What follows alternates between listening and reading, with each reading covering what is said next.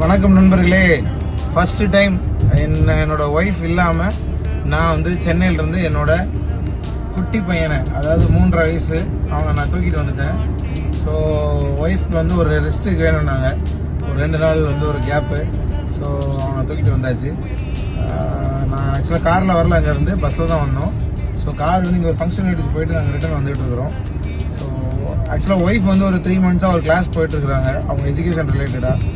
So அதனால் 3 மந்த்ஸாக சன்னை ஃபுல்லாகவே taker பண்ணிக்கிறதுனால தான் காலையில் நைட் எல்லாமே. ஸோ அவங்க காலையில் 5:30 நாங்கள் எந்திரிப்போம். அதுக்கப்புறம் கடை அவங்க கிளாஸ்க்கு போயிடுவாங்க. அதுக்கப்புறம் பையனை நான் வந்து குளிப்பாட்டி அவனுக்கு காலையில் மார்னிங் டிஃபன் ரெடி பண்ணி, அதே மாதிரி நைட்டு வந்ததுக்கப்புறம் அவனுக்கு டிஃபன் ஊட்டுறது எல்லாமே நான் தான்.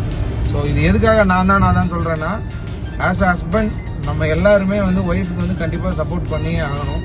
அட்லீஸ்ட் எல்லா விதத்துலையும் சப்போர்ட் பண்ணலைன்னாலும் ஒரு விஷயத்துலையாவது நம்ம சப்போர்ட் பண்ணணும். ஏதாவது ஒன்று, குழந்தைய வளர்க்குறது, அவங்களோட பேஷனுக்கு ஓடுறது, ஏதாவது ஒரு சின்ன சப்போர்ட். ஸோ கண்டிப்பாக வந்து ஆஃப்டர் மேரேஜ் வந்து எல்லா பொண்ணுங்களுமே வந்து கண்டிப்பாக நிறைய விஷயத்தில் ரெஸ்ட்ரிக்ஷன் ஆவாங்க.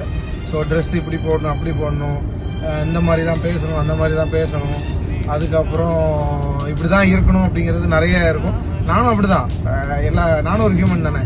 நான் அதே மாதிரி எல்லாரும் பண்ற மாதிரி தான் நானும் நிறைய ரெஸ்ட்ரிக்ஷன் என் ஒய்ஃபுக்கு.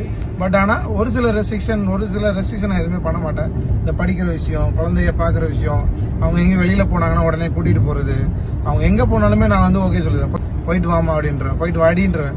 ஸோ அந்த மாதிரி என் பையன் சிரிக்கிறான், போட்டு அது வாடிங்கிறது ஒரு உரிமையான ஒரு பேச்சு தானே. ஸோ அதே மாதிரி நம்ம எல்லாரும் கண்டிப்பாக வந்து வீட்டில் இருக்கிற லேடிஸ், வீட்டில் இருக்க ஒய்ஃபுக்கு கண்டிப்பாக ஏதாவது ஒரு விஷயத்தில் சப்போர்ட் பண்ணியே ஆகணும்.